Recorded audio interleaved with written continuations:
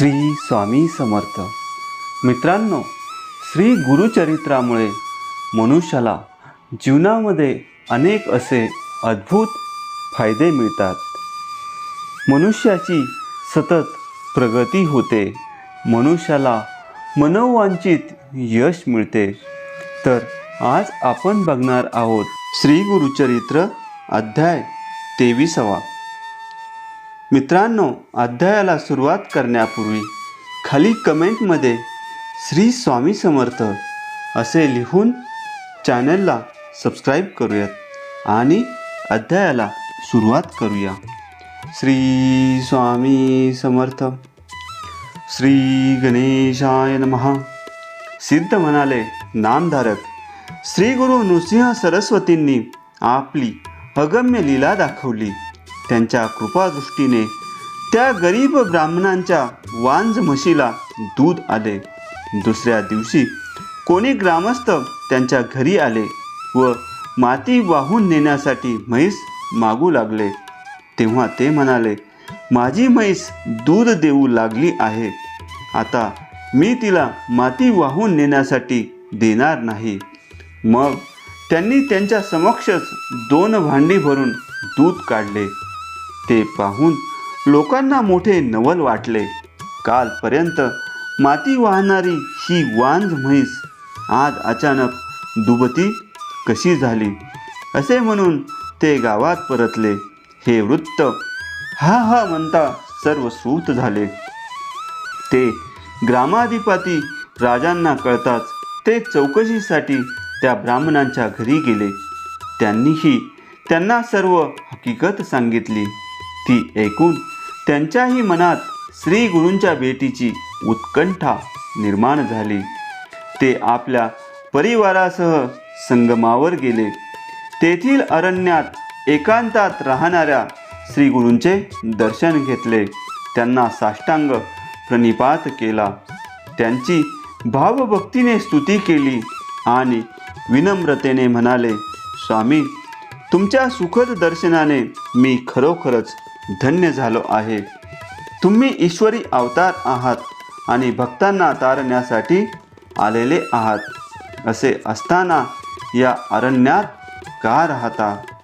तुम्ही गावात येऊन राहिलात तर आमच्यावर मोठेच उपकार होतील. गाणगापूर पावन होईल. मी तुमच्यासाठी मठ बांधून देतो. तेव्हा भक्त कल्याणास्तव प्रगट होण्याची वेळ आलेली आहे, हे लक्षात घेऊन श्री गुरूंनी त्यांच्या प्रस्तावास मान्यता दिली. त्यांचा होकार मिळाल्याने त्या राजांना खूप आनंद झाला. त्यांनी श्री गुरूंना पालखीत बसवले आणि नानाविध वाद्यांच्या गजरात समारंभपूर्वक नगराकडे नेले. वेशीवर जमलेल्या लोकांनी त्यांचे उत्स्फूर्त स्वागत केले. त्यांना औक्षण केले आणि सन्मानाने नगरात नेले. त्या गावाच्या पश्चिमेस एक उत्तुंग पिंपळ होता. त्याच्या जवळ एक ओसाड घर होते. त्या पिंपळावर एक महाभयंकर ब्रह्मराक्षस राहत असे. तो अतिशय क्रूर होता. तो मनुष्यांना खायचा, म्हणून त्याच्या भीतीने कोणीही तिथे फिरकत नसे. श्री गुरूंची पालखी त्या पिंपळापाशी आली तेव्हा तो ब्रह्मराक्षस मनुष्य रूपाने त्यांच्या सन्मुख प्रगट झाला व त्यांचे पाय धरून म्हणाला, स्वामी, आज तुमच्या दर्शनाने माझी पूर्वार्जित सर्व पातके नष्ट झाली आहेत. पण मी घोर अंधकारात बुडालेलो आहे, तरी कृपा करून माझा उद्धार करा. मी तुम्हाला शरण आलो आहे. तेव्हा कृपाळू श्री गुरूंनी त्याची आर्तता जाणली. आपला वरद हस्त त्याच्या मस्तकी ठेवला व म्हणाले, असाच संगमावर जा. तिथे नदीत स्नान कर, तू मुक्त होशील. त्यांच्या आज्ञेनुसार तो ब्रह्मराक्षस संगमावर गेला. तिथे स्नान करून काठावर आला आणि धारण केलेला मानवी देह सोडून तत्काळ मुक्त झाला. तो प्रकार पाहिलेले लोक आश्चर्य करू लागले. ते म्हणाले, गाणगापुरात आलेले यतीश्वर साक्षात त्रैमूर्ती आहेत. त्यांचे चरण दृष्टीस पडले, हे आपले महाभाग्य आहे. असो, राजांनी श्रीगुरूंसाठी एक सुंदर मठ बांधून दिला. ते त्यांची नित्य भक्तिभावाने पूजा करत असत. श्री गुरु अनुष्ठानासाठी रोज संगमावर जात असत व मध्यान्ह समयी गावामध्ये परतून येत असत. एखाद्या वेळी ते भूपती त्यांना पालखीत बसवून इष्ट त्या ठिकाणी घेऊन जात असत.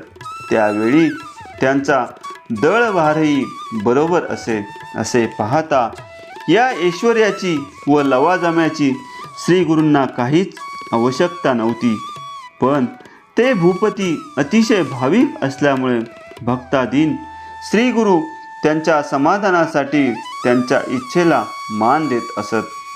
गाणगापुरात राहिल्यानंतर त्यांची हळूहळू सर्व दूर ख्याती झाली. त्यावेळी कुमसी गावात त्रिविक्रम भारती नावाचे एक तपस्वी ब्राह्मण राहत होते. त्यांना तीनही वेदांचे ज्ञान होते. ते नृसिंहांची नित्य मानसपूजा करत असत. त्यांनी श्री गुरूंची कीर्ती ऐकली आणि मनोमन म्हणाले, पालखीतून हिंडणे, लोकांच्या इच्छेनुसार वागणे आणि ऐश्वर्यात राहणे हे खेळ चतुर्थ आश्रमाला शोभत नाहीत. हे यती नक्कीच दांभिक असावेत. ही त्यांनी केलेली निंदा अंतर्ज्ञानी श्री गुरूंनी तात्काळ जाणली आणि त्यांची भेट घेण्याचे ठरवले. नामधारक त्यानंतर काय नवल घडले ते सांगतो, ते ऐका. अशा प्रकारे अध्याय क्रमांक 23 समाप्त झालेला आहे. श्री स्वामी समर्थ.